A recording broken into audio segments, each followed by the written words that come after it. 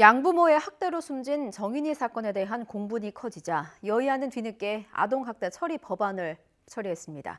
과거 비슷한 사건이 터질 때마다 피해 아동의 이름을 붙여서 제출한 법안이 수십 개씩 쌓여왔는데도 처리는 뒷전이었다는 비판이 일고 있습니다. 김대근 기자가 보도합니다.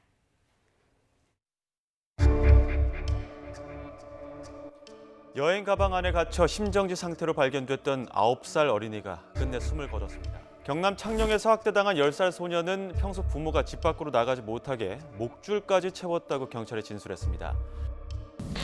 지난해 6월 새엄마가 9살 어린이를 7시간 넘게 가방 안에 가둬 숨지게 한 데 이어 며칠 뒤에는 부모의 폭력에 시달리던 10살 소녀가 맨발로 도망치다 구조됐습니다. 두 사건 모두 집중 조명을 받자 국회에서 잇따라 아동학대 방지 법안이 발의됐습니다. 아동학대 치사죄 형량을 사형까지 가능하도록 높이고 피해 조치를 위한 경찰의 권한을 강화하는 내용입니다. 가해 부모와 피해 아동의 적극적인 분리 조치를 의무화한 법안들도 이때 이미 발의됐습니다. 친권자의 징계권을 삭제한 민법 개정안도 제출됐습니다. 하지만 법안만 우후죽순 제출됐을 뿐 정작 처리는 뒷전이었습니다. 그 사이 안타깝게도 정인이 사건이 터졌습니다. 왜 학대하셨습니까? 사망단일 들린 속도도인은 뭔가요? 아이에게 하실 말씀 없으십니까? 이후 아동학대 신고 시 즉각적인 조사나 수사를 하게 하고 현장 조사나 출석을 거부하면 처벌하는 내용의 법안이 추가로 제출됐습니다.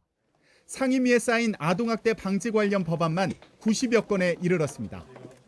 하지만 논의에 진전이 없다가 방송을 통해 정인이 사건이 다시 조명되고 나서야 여야는 부랴부랴 법안 처리에 나섰습니다. 정인이법은 저희들이 임시국회 때 통과시키기 위로 그렇게 합의를 했습니다.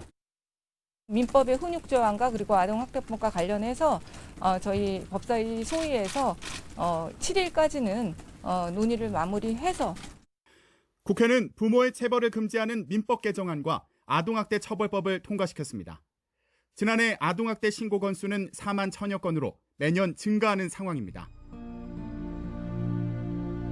사건이 터질 때마다 앞다퉈 법안을 제출하고 처리는 뒷전인 모습에서 국회의 진정한 역할을 묻는 목소리는 커질 수밖에 없습니다.